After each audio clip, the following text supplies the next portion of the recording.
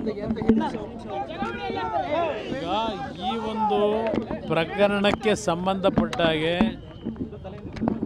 ಈಗಾಗಲೇ ನಮ್ಮ ರಾಷ್ಟ್ರೀಯ ಅಧ್ಯಕ್ಷರು ದೇವೇಗೌಡರು ಮತ್ತು ನಾನು ಎಲ್ಲೇ ಇದ್ದರೂ ಬಂದು SITಗೆ ಹಾಜರಾಗಿ ತನಿಖೆಗೆ ಸಹಕಾರ ಕೊಡಬೇಕು ಅಂತಕ್ಕಂಥ ಒಂದು ದೇವೇಗೌಡರು ಎಚ್ಚರಿಕೆಯೂ ಕೊಟ್ಟಿದ್ದಾರೆ.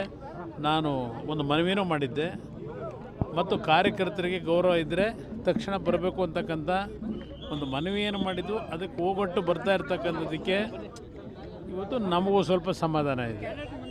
ಅದರಿಂದ ಮುಂದಿನ ದಿನಗಳಲ್ಲಿ ಪ್ರಕ್ರಿಯೆಗಳೇನಾಗಬೇಕು ಆಗುತ್ತೆ. ಸರ್, ನನ್ನ ವಿರುದ್ಧ ಷಡ್ಯಂತ್ರ ಮಾಡಿದರೆ ಎಲ್ಲವನ್ನು ನಾನು ಮುಂದೆ ತನಿಖೆಯಲ್ಲಿ ಅವೆಲ್ಲ ಹೊರಗಡೆ ಬರಬೇಕು. ಸತ್ಯಾಂಶಗಳೇನಿದೆ, ಯಾರ್ಯಾರ ಪಾತ್ರಗಳು ಏನಿದೆ, ಇದೆಲ್ಲ ಹೊರಗಡೆ SITಯ ತನಿಖೆ ಈಗೇನು ಮಾಡ್ತಾ ಇದ್ದಾರೆ, ನೋಡೋಣ ಎಲ್ಲಿಗೆ ತಂದು ನಿಲ್ಲಿಸ್ತಾರೆ. ನಾನು ನನಗೆ ಕ್ಷಮೆ ಕೇಳಿ ನನ್ನ ಕಾರ್ಯಕರ್ತರ ನೋವು ಸ್ಪಂದಿಸು ಅಂತಕ್ಕಂಥ ನಾನು ಹೇಳಿದ್ದೀನಿ. ಕಾರ್ಯಕರ್ತರ ಕ್ಷಮೆ ಕೋರೋದಕ್ಕೆ ನಾನು ಅವನಿಗೆ ಪಾಪ ಈಗಲಾದರೂ ಕಾರ್ಯಕರ್ತರ ಬಗ್ಗೆ ಅಷ್ಟು ಒಂದು ಮಮತೆ ಇದೆ ಅಂತಕ್ಕಂಥ ತೋರಿಸ್ಕೊಂಡಿದ್ದಾನೆ. ಅದಕ್ಕೆ ನನಗೂ ಸ್ವಲ್ಪ ಸಮಾಧಾನ ಆಗಿದೆ.